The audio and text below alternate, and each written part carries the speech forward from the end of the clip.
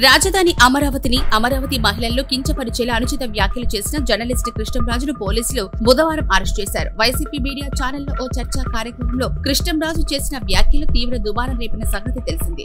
దీనిపై రాష్ట్ర వ్యాప్తంగా నిరసనలు వెల్లువెత్తడమే కాకుండా పలు ఫిర్యాదులు కూడా నమోదయ్యాయి. దీంతో పోలీసులు కేసు నమోదు చేసి కృష్ణంరాజును A1 గా చేర్చారు. ఇదే కేసులో ఇప్పటికే ఆ ఛానల్ ఉద్యోగి, ప్రెస్ అకాడమీ మాజీ చైర్మన్ కొమ్మినేని శ్రీనివాసరావును పోలీసులు అరెస్ట్ చేసి రిమాండ్ కు తరలించారు. ఇక అమరావతి మహిళలపై అనుచిత వ్యాఖ్యలు చేసిన జర్నలిస్టు కృష్ణంరాజును భీమిలి సమీపంలో అరెస్ట్ చేసి నల్లపాడు పోలీస్ స్టేషన్ కు తరలించారు. ఆయనను గురువారం కోర్టులో హాజరుపరుస్తారు.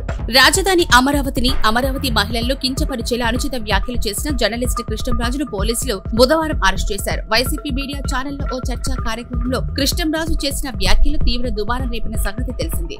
దీనిపై రాష్ట్ర వ్యాప్తంగా నిరసనలు వెల్లువెత్తడమే కాకుండా పలు ఫిర్యాదులు కూడా నమోదయ్యాయి. దీంతో పోలీసులు కేసు నమోదు చేసి కృష్ణంరాజును A1 గా చేర్చారు. ఇదే కేసులో ఇప్పటికే ఆ ఛానల్ ఉద్యోగి, ప్రెస్ అకాడమీ మాజీ చైర్మన్ కొమ్మినేని శ్రీనివాసరావును పోలీసులు అరెస్ట్ చేసి రిమాండ్ కు తరలించారు. ఇక అమరావతి మహిళలపై అనుచిత వ్యాఖ్యలు చేసిన జర్నలిస్టు కృష్ణంరాజును భీమిలి సమీపంలో అరెస్ట్ చేసి నల్లపాడు పోలీస్ స్టేషన్ కు తరలించారు. ఆయనను గురువారం కోర్టులో హాజరుపరుస్తారు.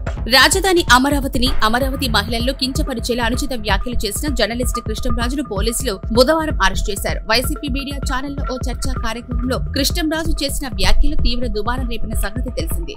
దీనిపై రాష్ట్ర వ్యాప్తంగా నిరసనలు వెల్లువెత్తడమే కాకుండా పలు ఫిర్యాదులు కూడా నమోదయ్యాయి. దీంతో పోలీసులు కేసు నమోదు చేసి కృష్ణంరాజును A1 గా చేర్చారు. ఇదే కేసులో ఇప్పటికే ఆ ఛానల్ ఉద్యోగి, ప్రెస్ అకాడమీ మాజీ చైర్మన్ కొమ్మినేని శ్రీనివాసరావును పోలీసులు అరెస్ట్ చేసి రిమాండ్ కు తరలించారు. ఇక అమరావతి మహిళలపై అనుచిత వ్యాఖ్యలు చేసిన జర్నలిస్టు కృష్ణంరాజును భీమిలి సమీపంలో అరెస్ట్ చేసి నల్లపాడు పోలీస్ స్టేషన్ కు తరలించారు. ఆయనను గురువారం కోర్టులో హాజరుపరుస్తారు.